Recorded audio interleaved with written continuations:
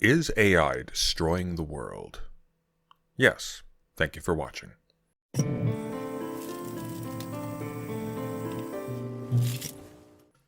In all seriousness though, AI, or rather LLMs, which have been falsely sold to the public as AI with disastrous, albeit sometimes darkly hilarious results, is destroying both the human and the non-human world. Media, both new and traditional, is now saturated with AI-generated slop, Complete global saturation, which has become just sophisticated enough to make it hard to accuse anyone in particular of using it, even though practically everyone is. This has led to online witch hunts against artists, writers, reporters, and researchers hounding for any hint that AI was used at any stage in the production process of their craft. On the flip side, as AI has become a massively powerful tool for cheating one's way into success, its use for tasks as traditionally basic and fundamental as reading and interpreting texts has become disturbingly normalized, even in academia. Like, check this out. I was looking for advice on buying a tablet to increase my own productivity, and I find someone just casually dropped that they use ChatGPT to read the articles they're reading for university for them. Like, you all see the problem with this, right? Learning how to read and use advanced text-based resources is a large part of what you're in university to learn how to do.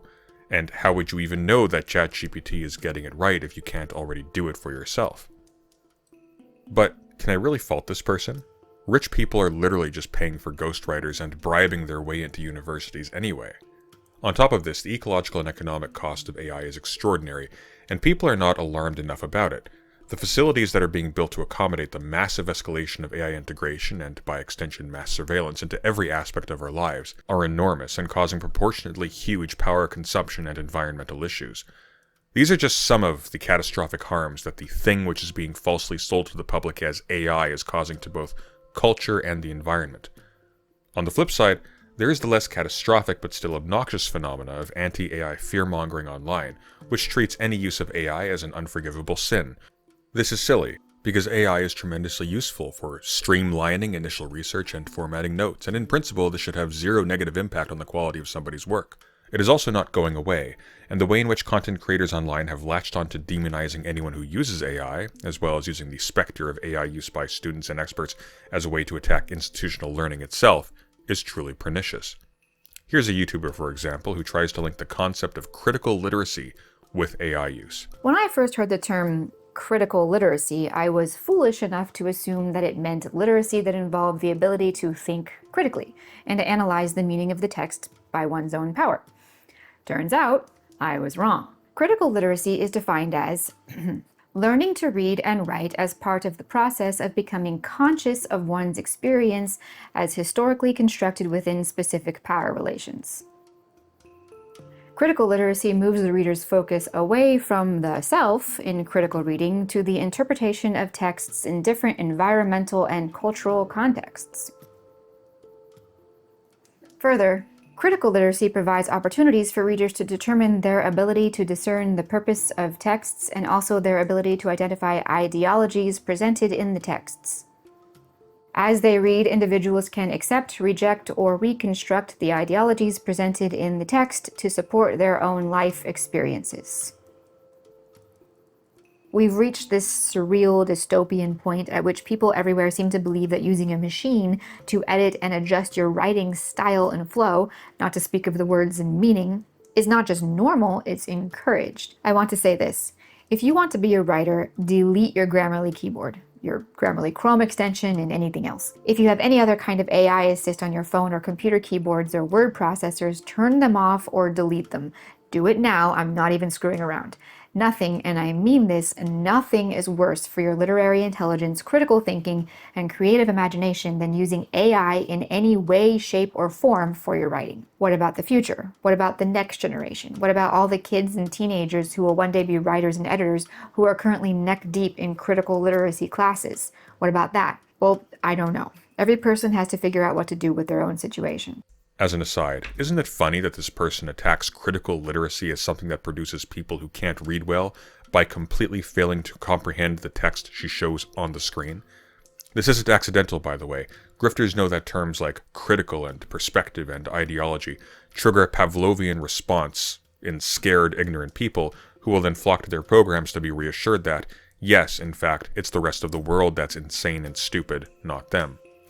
Just to be clear, everything from the pacing of this video to its corporate, suspiciously basic, accessibility-focused choice of words, and especially the generally shallow analysis and breakdown that ChatGPT excels at, suggests that this anti-AI video was also probably written with AI assistance. Which brings me to the real point of this video. There is a danger of AI that people aren't really talking about. A real harm, and it's this. AI has stolen our ability to believe in the reality of other people, in the truth of statements like, so-and-so did or said or decided this at such and such a time with this result. Think about it.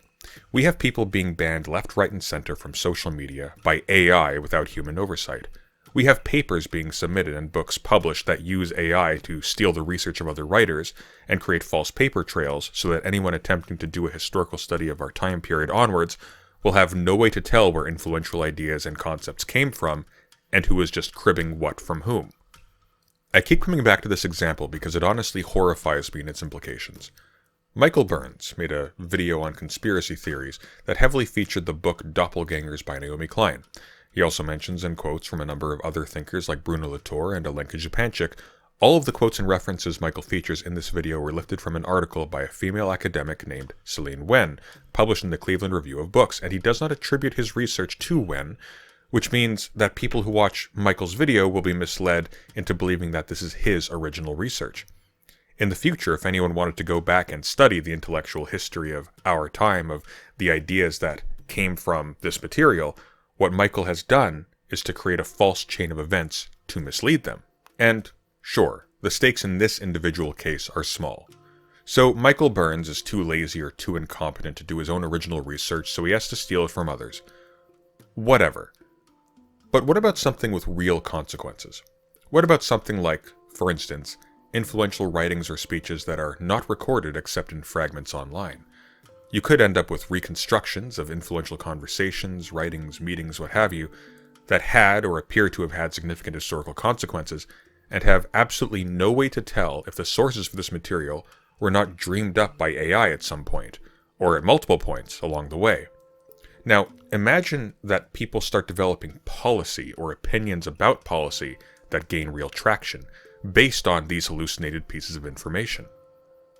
By the way, a brief digression. Please consider the swallowing. So, as I mentioned before, social media, including YouTube, especially political and educational YouTube, is absolutely saturated with slop right now. But I don't just mean of the AI-generated variety. If there is one common thread linking virtually every video essay and lecture on YouTube, I mean outside of the ones that are just old recordings of public lectures given by actual philosophers in the 70s, it is that you can't rely on them to provide you with any accurate information at all. This came to the fore somewhat recently when the biggest philosophy channel on YouTube, PhilosophyTube, hosted by Abigail Thornhier, published a 3-part series accusing Friedrich Nietzsche of being a racist anti-Semite, using quotations so far removed from their original context that she had Nietzsche saying effectively the complete opposite of what he actually argued in his books. TLDR, Nietzsche despised anti-Semites and racists and looked completely down on nationalists. He's explicit about this. You don't even need to do any interpretive work here. Anyway, when other philosophy content creators, including yours truly, called her out for this, did she take ownership? Did she fess up for skipping doing any actual research and publishing what was essentially slanderous misinfo, also she could put out a crummy YouTube video on the quick and rake in that sweet, sweet ad revenue work-free? Well, get this.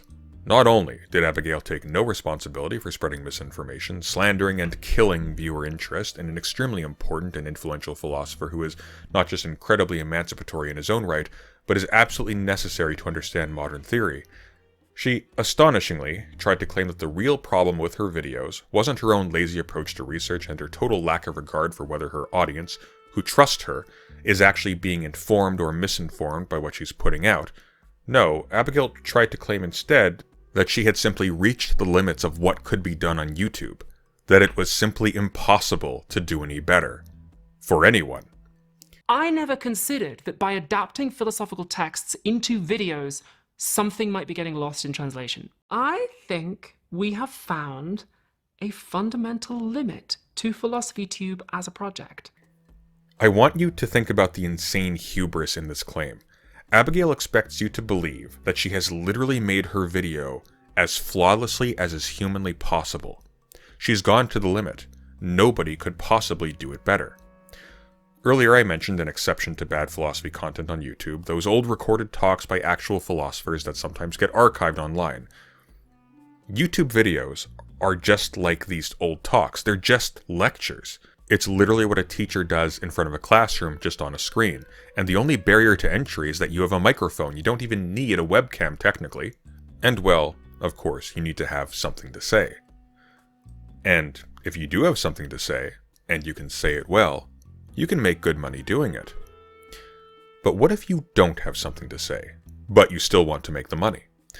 Other philosophy channels have started trying to make the same claim as Abigail, that the flaws in their video output is the result of YouTube as a format simply being too constricting, and the need to chase the algorithm to make their video as accessible as possible makes it simply impossible to make their content actually informative.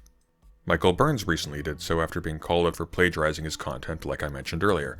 The implicit claim is that it's not his fault his videos are full of misinformation. It's the fault of the format, of YouTube being too limiting, of capitalism.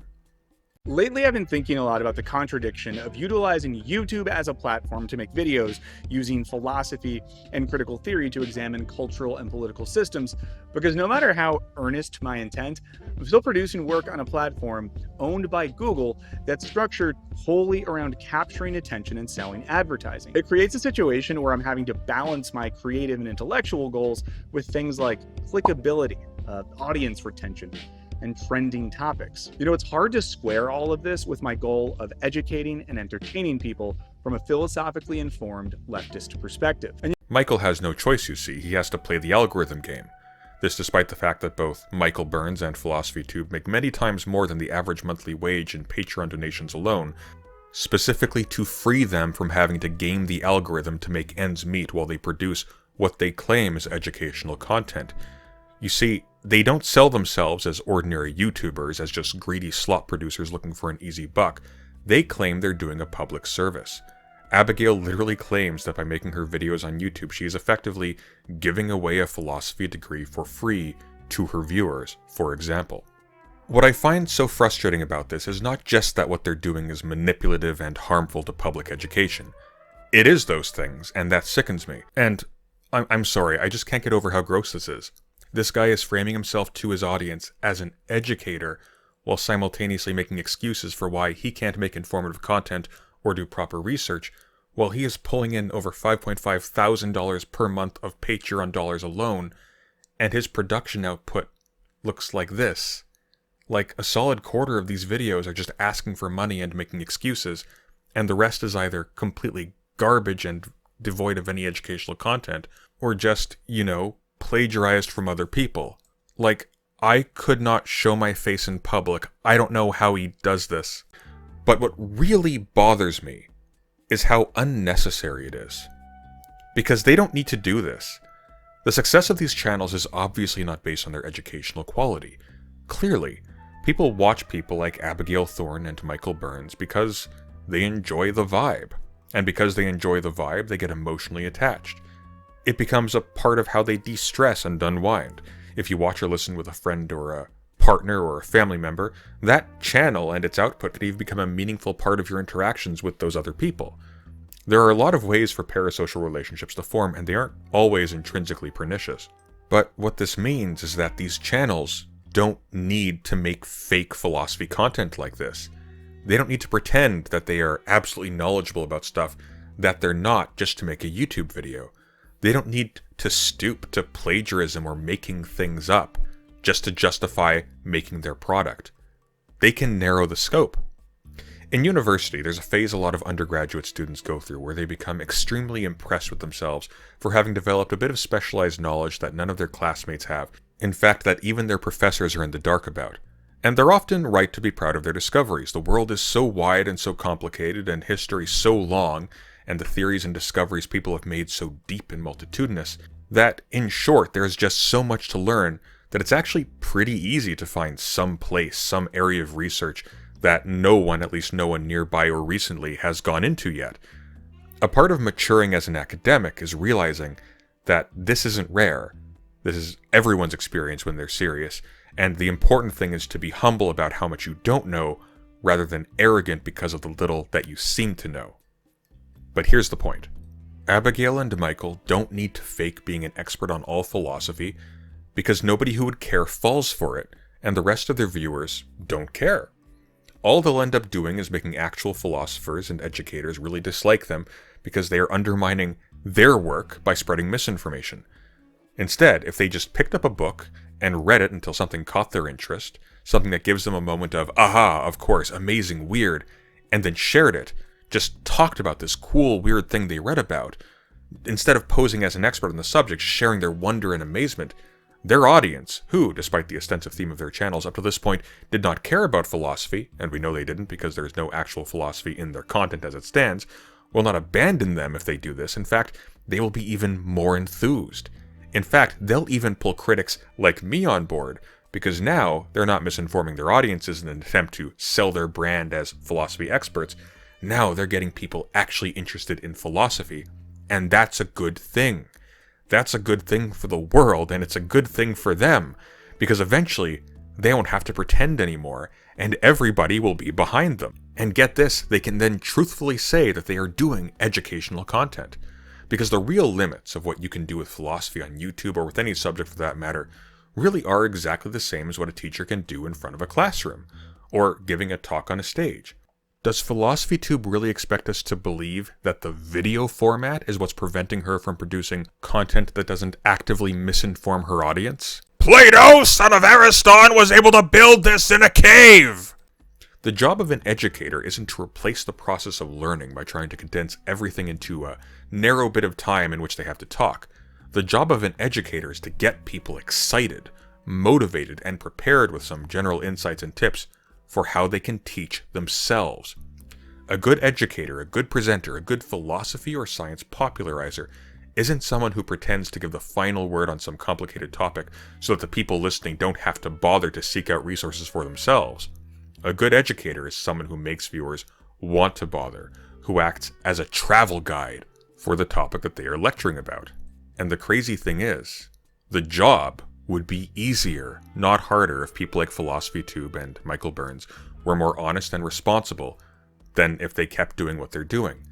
They could do less work and go to sleep at night feeling proud about what they did instead of tiring themselves out trying to make it look like they have something to say about something when they clearly don't, and closing their eyes with the knowledge that what they do helps nobody and in fact undermines the work of actual philosophers.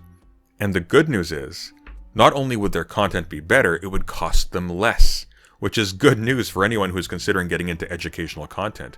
You could be just starting your university education. You could not even have started. You could be young, middle-aged, older. It's perfectly fine. You can just start doing it. To get back to Nietzsche for a second, one of the most important things that Nietzsche teaches is to value perspective, and people don't just learn differently depending on their particular circumstances.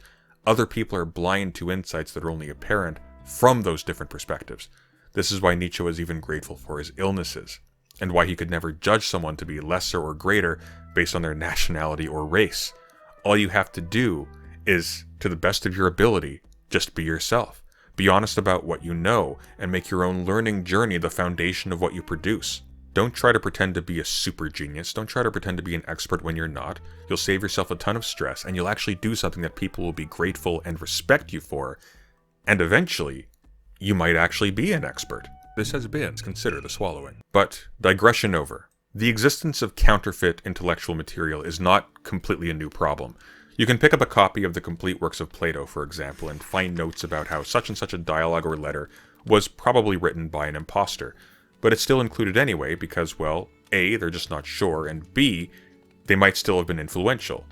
They might still include that book under a name like Pseudo-Plato just because it had a big impact on Plato's later readers. Plagiarism is also very old. I personally went down a rabbit hole recently for another video I'm currently writing on social contract theory, in which Thomas Hobbes was accused of plagiarism of some of Descartes' works concerning optics. Historical and philosophical writing going back thousands of years is full of outright fabrication. The Athenian general Thucydides, famous for his history of the Peloponnesian War, presents whole speeches and conversations that he could not have possibly been present for or heard anything like an accurate reporting of, and this was ancient Greece. Athens wasn't able to post about the Melian dialogue as it was taking place on Truth Social like Trump could, which, let's be honest, was probably to their benefit. The point is, people with power today make judgments affecting the lives of millions of people based on reading historical sources like Thucydides as a guide.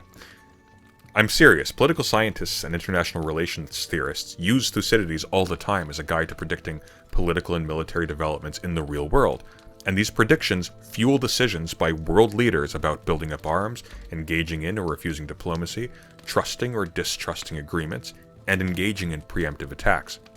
To get a sense of how serious this is, consider the example of Thucydides' trap.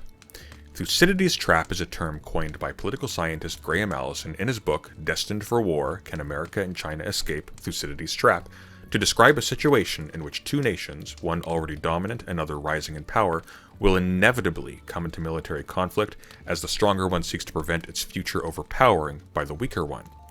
To a layperson, this argument seems sound and relies on direct historical evidence in the form of Thucydides' own writing about the cause of the war between Athens and Sparta. It is also based on a misreading.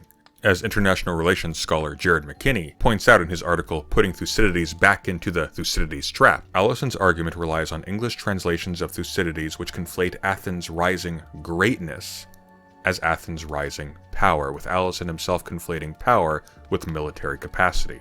A potential result is that if this Thucydides trap theory is taken seriously, the theory itself could compel China and the United States to enter into an arms race under the assumption that direct warfare is inevitable, thus potentially effectively making it so. And it has been taken seriously. Chinese President Xi Jinping has directly referenced Thucydides' trap in a speech as something that must be avoided, and therefore is something he regards as real and which informs his strategic thinking. Now, this is one man with one book and one bad idea. Another political scientist can come along, read Allison's book, write up a critique, and publish it for people to find and read, as we just saw. But what if we multiplied this by 1,000,000? Complete global saturation. What if students endlessly referencing, endlessly self-referential simulacra of faux research based on generalizations of plagiarized material generated and then laundered again by AI online leads people with actual power to make decisions affecting billions of people based off the faulty conclusion, seemingly based on a mountain of evidence and a wide consensus that some outcome or other was inevitable? See, AI is a wonderful and powerful tool if you already know how to do research for yourself. But when AI is not just used to streamline the research, but to do the research, not to organize the notes, but to generate the notes, and the fact that this has been done hasn't been disclosed, the ability of other analysts to tell where that information and its interpretation actually came from is completely undermined. Worse still, as this becomes more and more rampant, AI-generated content will also itself become influential in legitimate attempts at research that were successfully fooled by it, and we won't catch every case. In short, whole schools of thought, entire social and intellectual movements, may end up being generated by the accidental onboarding of hallucinatory research that once upon a time was just some stressed-out writer or student's attempt to meet a deadline. This represents a real break in our history, past which a certain trust in the solidity of what came before, even in its beforeness, is lost. What do I mean by this? Well, let's talk about translations, for example. When we read ancient texts in translation, we often think of ourselves as actually reading those ancient texts for ourselves. But this is very much not the case. Modern translations of even more relatively recent books, like those of Immanuel Kant or Friedrich Nietzsche, for example, are syntheses of often multiple variant copies of original sources that are then compiled and interpreted by scholars who both have to understand the subject matter of the text they're translating, as well as the linguistic and social context that they come from in order to interpret and render them into a form understandable to readers who lack all of this information. And since they're only human, they're always going to get something wrong. There always has to be new editions and new translations to attempt to resolve problems found by other scholars in the older versions. Or, as is often also the case in our capitalist hell world, the discovery of older problems in translation is simulated as part of the marketing for a new translation that a publisher can then sell. Sometimes this is very obvious. Here's a rather silly example. The so-called Passion Translation of the Bible by Brian Simmons that claims to be making use of neglected Aramaic source texts to justify publishing a proprietary new Bible version that just so happens to make generous use of controversial lingo by certain neo-charismatic churches in the American South that have made a substantial amount of money selling educational courses which purport to teach their students how to perform miraculous healings. I mean, seriously, just listen to this. It's just hilarious. It says, "For you ravish my heart." You ravish my heart with one glance of your eyes. Merely a glance. And you ravish my heart. I'm going to say it again because you need to hear it. Just one glance of worship to him. You conquer him. You ravish his heart. The Hebrew word is a cardiovascular term.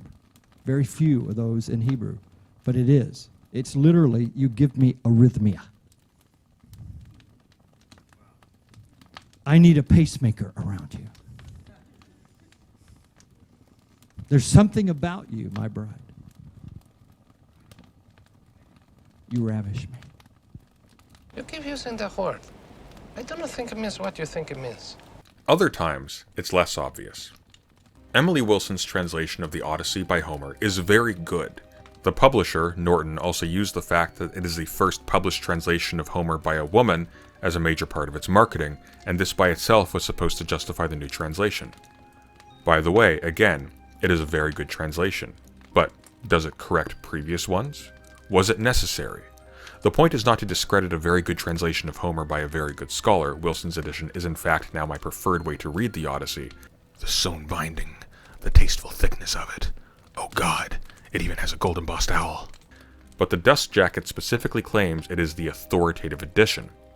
Thus, for readers who believe this framing, a whole history of previous archaeological work and translation decisions is pasted over as a patriarchal predecessor to the real Odyssey in English. Now, this is hardly a big problem if you're a scholar of ancient Greek and you can read the source material for yourself. But it is a bit of a problem if people who are not scholars use idiosyncrasies of the latest translation to influence other people in real life. The stakes involved in this sort of collective forgetting probably seem extremely small and academic, and they are, until they start to infect, say, the strategic thinking of someone like a Xi Jinping or a Vladimir Putin. Collective forgetting. That is the real danger of the rampant use of AI that we're seeing today. The mass multiplication of fake sources and recycled research that renders the critical analysis of our intellectual and social history more and more impossible by the day. That makes tracking our history more and more impossible. Since we're on the topic of ancient Greece, there's a great novel by Donna Tartt called The Secret History, which is rather famous these days on book review TikTok and YouTube channels as the book which launched the so-called dark academia subculture. Convincing you to read The Secret History based on vibes only. Imagine a crazy exclusive college where all the buildings are old, and it always feels like a crisp fall day. And picture walking through a misty forest in a trench coat, clutching a cup of coffee, and feeling like something's just a little bit off. The aesthetic is giving dark academia perfection. Leather-bound books, candlelight everywhere, students who look like you just stepped out of a vintage noir film. It is like your Pinterest board coming to life, but with a sinister vibe. People who talk about this book online tend to be infatuated with the aesthetic trappings of its characters, revivals of older styles in clothing, exotic tastes in food and drink, and a fascination, obsession even, with ancient or esoteric literature and culture. Of course, what is often overlooked is the implied general romanticization of addiction, emotional and financial exploitation, mental illness, not to mention class and racial chauvinism. These are things which, for the most part, the book makes very clear are problems, not things to be desired, and the way this has been seemingly lost on so many readers of Donna Tartt's book, as well as dark academia enthusiasts generally, has been a consistent target of criticism against the subculture. But I don't mention this to bully people who find the idea of reading books by candlelight with a glass of red wine in front of a fireplace to be kind of neat, only to emphasize our susceptibility to collective forgetting, collectively skipping over things. By way of explanation, let's talk about the story itself. The Secret History is narrated in the first person by its protagonist, Richard Papin, a lower middle-class student from the fictional town of Plano, California, which he describes in Chapter 1 thusly, quote, Plano. The word conjures up drive-ins, tract homes, waves of heat rising from the blacktop. My years there created for me an expendable past, disposable as a plastic cup, which I suppose was a very great gift in a way. On leaving home, I was able to fabricate a new and far more satisfying history full of striking, simplistic environmental influences, a colorful past easily accessible to strangers, the dazzle of this fictive childhood full of swimming pools and orange groves and dissolute, charming showbiz parents has all but eclipsed the drab original." Unquote. Unsatisfied with the prospects of a mundane middle-class existence, Richard manages to maneuver his way into Hampton College and from there uses his invented background, his fictive childhood of wealth and prestige and luxury to talk his way into an extremely exclusive class headed by an eccentric celebrity professor and attended by an exclusive group of 5 friends: Henry, Bunny, Francis, and the twins, Charles and Camilla. By the way, sensitive content and spoiler warning for what comes next. Throughout the novel, Richard expresses contempt for people who are actually his class peers, like his university roommate, Judy Poovey, who frequently goes out of her way to be kind to Richard. He also expresses an implicit disgust for same-sex relations despite his most sincere friend in the story being Francis, who is openly gay. A direct romantic interest in Camilla, who is frequently described as being almost identical to her brother, and most of all, Richard is fascinated and mesmerized by the towering character of Henry, the apparent leader of the class and the heir to extreme wealth. The group of friends becomes involved in 2 murders. While on a spring getaway to a house owned by Francis, Richard discovers Henry and the friends, minus Bunny, sneaking out late at night with sheets, which they return with later in tatters. Following a period of strange behavior in which the group appears to be standoffish and distant, Richard eventually learns from Henry that they had been engaging in an attempted bacchanal, an ancient Greek ritual associated with secret cults of the god Dionysius, as a kind of extreme expression of their enthusiasm for all things ancient, during the course of which they had apparently murdered a passing farmer in their frenzy. Henry informs Richard that Bunny had put the news reports of the murder and the nighttime activities of the classmates together and was now blackmailing him. Henry thus devises a scheme to murder Bunny, and the plot from this point on follows the slow mental disintegration of the group as they cope with the trauma of having committed 2 murders and with the lies they have to constantly tell to cover for themselves. As the outsider of the group, Richard becomes the de facto confidant of Charles, Francis, and Henry, gaining insight into a hidden universe of debauchery in which he learns that all of the male friends have been intimately involved with each other, as well as the twins incestuously with each other, resulting in a bizarre jealousy arising between Charles and Richard over his sister, which in the story's climax culminates with Charles confronting Henry with a gun in a hotel room, during the course of which Henry finally shoots himself in the head twice in front of the group, and Charles accidentally shoots Richard in the stomach. Richard survives to give the epilogue, while Henry does not. The Secret History has a massive cult following for its very distinct aesthetic associations and its plot, and you will find no shortage of videos and essays online analyzing the different characters as well as the trustworthiness of the narrator, who right from the start tells the reader that he is a prolific liar. What always fascinated me about The Secret History is how everyone who reads this book seems to take it on faith that Henry planned the murders and Richard was just along for the ride, when, in fact, we have only Richard's word that Henry was the brains behind any of the events that the story details, and that Henry, the one who Richard apparently idolizes to the point of not even feeling jealousy towards him over his relationship with Camilla, and whose biography and aesthetic and romantic inclinations seem to directly correspond to Richard's own, and who is dead and thus unable to speak for himself by the conclusion of the story, is the one who actually planned the murder of Bunny as well as the ritual that killed the farmer.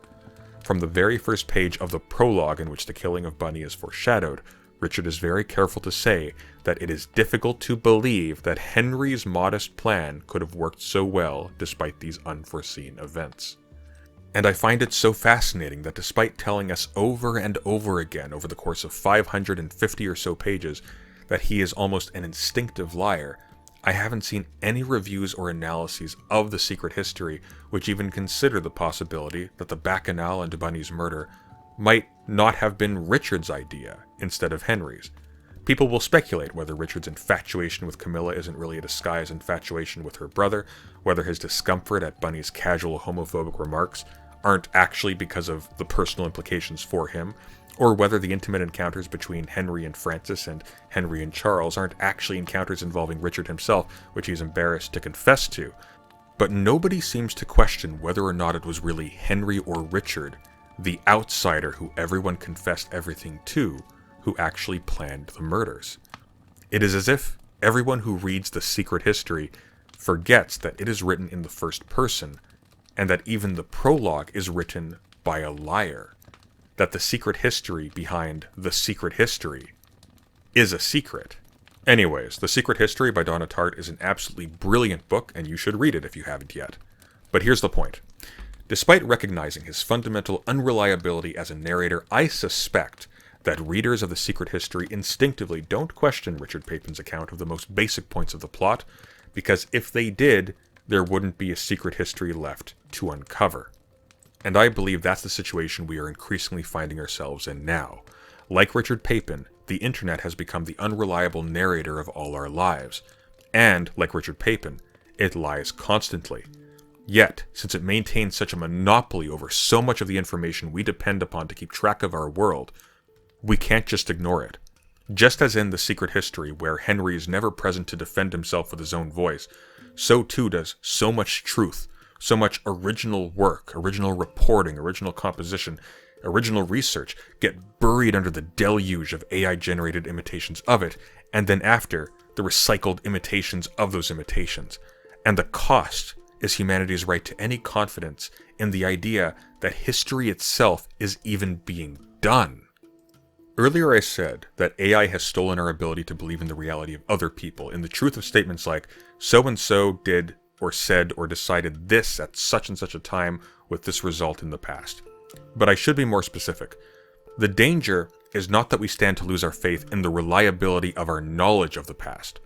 The danger is in us not losing our faith amidst the proliferation of false histories under a decayed capitalism in which nobody has any incentive anymore to question what is true or false, and in which the sheer quantity of false data, hallucinations, scaffolding hallucinations in a colossal vicious circle makes challenging false claims utterly futile. There's already too many of them, and they're replicating too fast.